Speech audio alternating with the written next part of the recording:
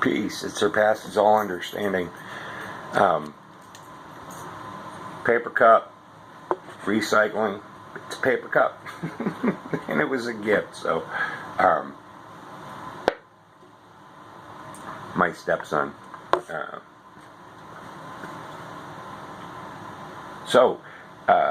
Going to unplugging. As you can see right about there where I'm pointing, that's the light from my television.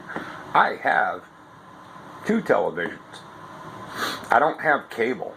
I don't have any mainstream. The two TVs that I have are hooked up to the internet with an HDMI cable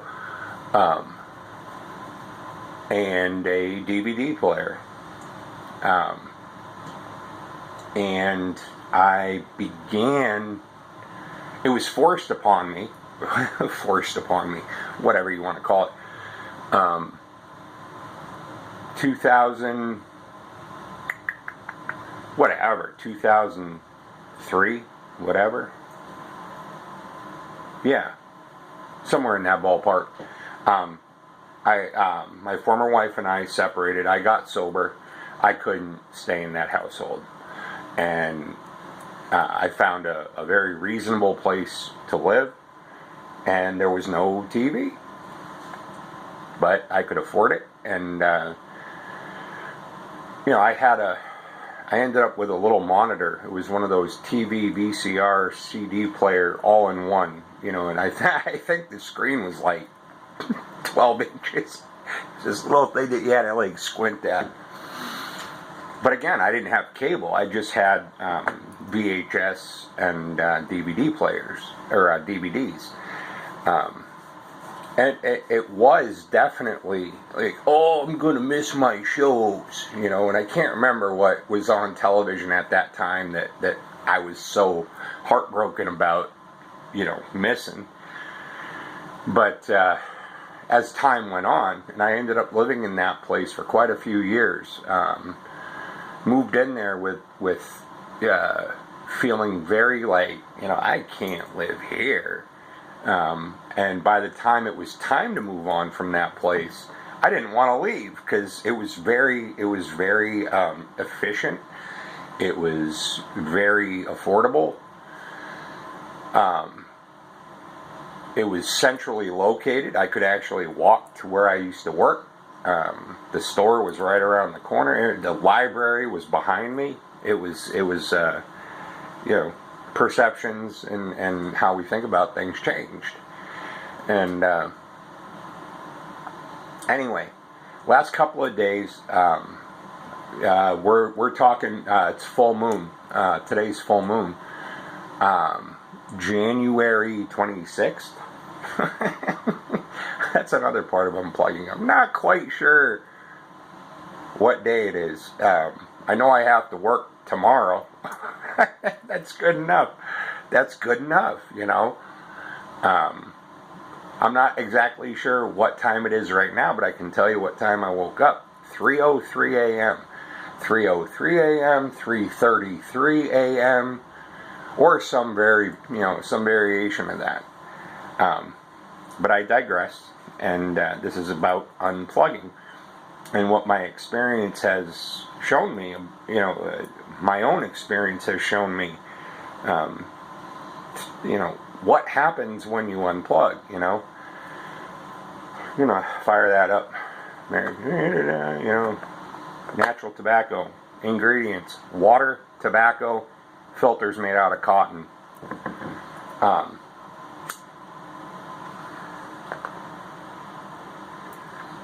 If smoking cigarettes, and I would, with all respect, if smoking cigarettes bothers you, I would simply ask you to ask yourself, why does it bother you? Doesn't bother me. Not yet. Perhaps it will. And going back to that experience, it was interesting because having, shall we say, that programming or that entertainment not available to me, only what I chose to watch, it kind of, in a very gentle way, forced me to seek other modes of entertainment. As I mentioned, there was a library literally right. It was. I walked out of my building through the parking lot, and there's the library. I could hit it with a stone, literally. So I found myself reading a lot of books and borrowing movies and tapes from the library, and documentaries, and you name it. But as time went on, there were, like, what I would refer to as cravings, shall we say, for a particular show. I remember that. I just can't remember what shows I was watching at the time. You'll have to excuse me. It's very early and I haven't showered yet. But certain cravings, excuse me. Oh, more coffee, please. I'm trying to remember what I watched back then. It's irrelevant. I'm sure it was crap. But where I find, so let's just say, for the sake of this was 2004, 2005. Here we are, 2020. And I've been virtually unplugged for that entire time, where I wasn't watching TV. I wasn't watching the news. I wasn't watching CNN. I wasn't. I've never been the sort that I listen to news in my car on the radio. No, I'm listening to music. Usually, if I hear the news on the radio in my car, I change the channel. And that's just because I prefer music while I'm driving. That initial craving, a craving only happens, you can be obsessed with something, but a craving only happens when there's been a recent experience. You've still got it in your system and you're craving that thing.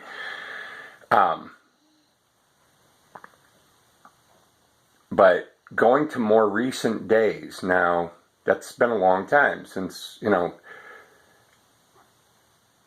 one of the more recent experiences, I had to, for a new job, I had to go to a doctor's office to do a piss test, a drug test, for a new employer, and a physical, a few other things. And as I was sitting in the waiting room, of course, there's a TV, and what are they showing? The news. And my initial reaction walking into the doctor's office, I signed in, looked through the magazine pile, found a magazine that interested me. I think it was Nat Geo. Sat down, but then I suddenly realized I kept looking up at the TV. And it was the news. I think it was CNN, whatever. And I watched it for about 5 minutes. And I remember having that clear thought right there in that moment.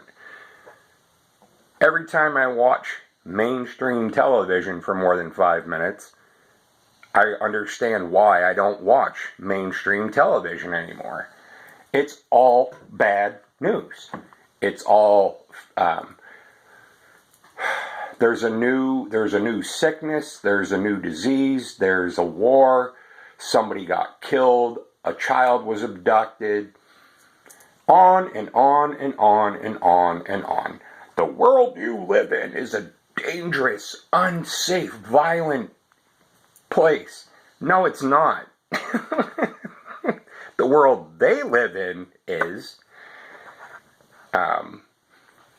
But watching the news, going to watching the news, and mainstream programming, mainstream programming. I remember The Walking Dead. What is that, I remember, some of the cartoons that my stepchildren would watch, and I'd be like, What are they teaching these kids? What are they really teaching them? What is the message behind the cartoon, you know? You know, men have very specific roles. Females have very specific roles. You know, a lot of slapstick, violent comedy, and then you wonder why little Johnny is punching the kids in his daycare. You know, just little observations. But coming now to very recent days, I have a new job. New. I've been there. I've been there since September, and I will just say this because there's very strict laws about privacy and HIPAA and whatever. HIPAA is privacy laws. I work in a healthcare facility. Okay. And there are long-term residents there, and the rooms are much like what you would imagine like a hotel room. And every single room has a TV in it. There's a common room with a TV in it. The resource room has a TV in it. And as I'm working, you know, I can't help but hear what's going on in the background. I'm doing my job, I'm doing my work, whatever it is that I'm doing, but I can't help but not hear what's, you know, the volume in the background from the TV. And here we are in January of 2020, the end of January, a new moon, and you know, I'm listening to what's going on in the world, and there's an impeachment trial going on. There's a virus floating around. There's people dying and abductions of children, and and this is, you know, mainstream news. This is local news. This is like CNN or CNBC or what have you. And I'm watching people watch the news and being, you know, like, as far as I'm concerned, we're just inundated with it. But what really chimed in for me was how I felt. And I'm like, initially I was just like, I'm disgusted. I'm like, they're just like pumping this at you, and then somebody would inevitably change the channel and there'd be a talk show, and they're talking about, and this was a real talk, you know, on this particular talk show. I don't remember which one it was. It was a female host. She had a male guest on, and they were talking about cheating on your spouse, or having an extra, you know, like, it didn't necessarily mean that you were married, but cheating on your partner, cheating on your spouse, and like, what were the rules about cheating on your spouse? I'm like, come on, like, what? Like how to cheat on your spouse and get away with it and still, you know, like, still be able to sleep with yourself at the end of the day, you know, like, holy hell, man. In any case, it made me feel sick, you know, and I was shaking my head, and I'm like, God, I gotta put some earplugs in.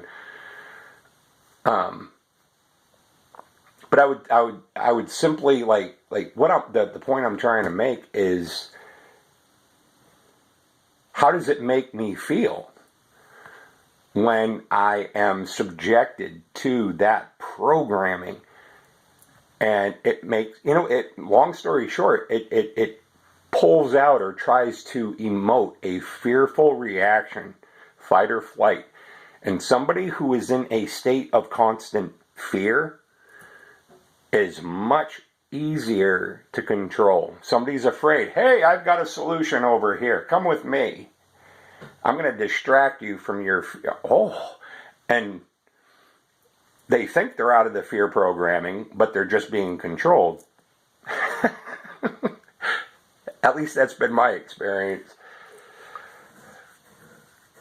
3:30 in the morning, you guys. I'm telling you, like I have like this whole new, like over the past year. Like, when the hell am I going to wake up? I don't know. When am I going to go to sleep? I don't know. Crazy stuff, man. Crazy stuff. Side note, I was just watching another fellow YouTuber, female fellow YouTuber, goes by the handle of Roots, and it was I've more recently, in more recent days, subscribed and started watching some of her shares, and there was a share that I watched that was from about a year ago, I think. It was about a year ago, I think. This video streamed 1 year ago, whatever. And as she was doing her noodle session, her share, she's like, she looked up. She must have been sitting at a window. She was sitting at a window, and she raises her head and looks outside, and she sees something in the sky. What the hell is that? What the hell is that? And she jumps up, and she was able to flip her phone or her camera or whatever around, and there was a plane going in one direction, and then there was another object, definitely not a plane, going in the other direction, kind of what I would call flying erratically. And these are those parts where, fear, what's somebody gonna, I'm telling you guys, there is some freaky stuff going on in the skies, man. Freaky. Put your phone down and look up, okay? I'm telling you, I'm blown away, because the very same object that she had on her screen, it was more so over this, like last spring, when the weather really started to clear throughout the summer on really clear days. And then as recently as, this would have been probably the beginning of September, where I have seen on numerous occasions now. Now, you got to keep in mind, I grew up in Western Massachusetts, right next to an Air Force base, Westover Air Force Base in Chicopee, Massachusetts. I know what a fucking plane looks like. I know what a helicopter looks like, or some variation thereof. A jet, a Boeing, 747. I know what these objects look like. This object that she was able to pick up, and the objects that I have seen, are almost identical. It's intensely fast. It hovers. It stops. Stop. And it'll flit off in another direction. Flit off in another direction. Stop. Hover. Pause. And then you look, and in the instant of the blink of an eye, it's gone. Like, I blinked my eyes and it just disappeared. Or I would see it come into my field of vision that quick. So the jury is still out on whether it's little green men or grays or reptilian or whatever who's manning or controlling that flying object. But I too have seen those, and I'm like, holy hell, holy hell. What are these things? These are things that are not readily seen. And why are we all of a sudden seeing them now? Why all of a sudden am I seeing them now? Unplugging. I take my dog for a walk late at night sometimes. I have seen objects in the night sky as well. Red and blue objects in the night sky. And my initial thought was, these are satellites. Satellites orbit these particular objects in the night sky in space. They're not down here on some level where you see a flashing light on an airplane going by. flitting around, back and forth, darting around each other. Almost looking like they're having some sort of weird Star Wars-esque space battle in space. It's definitely not in our atmosphere. It's beyond the atmosphere. They're too far away to... interesting stuff. But all a result of putting my phone down. You know, I take my dog for a walk. Early mornings, or I'm out during the day doing a job. At the time I was working outside and doing a lot of excavation work, but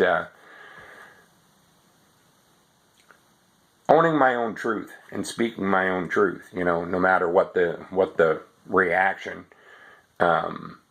I've always been sort of weird, and people have looked at me in a certain way, and I'm like, yeah, whatever, you know, you do you, I'll do me. If something resonates with you, great. If it doesn't, it wasn't intended to.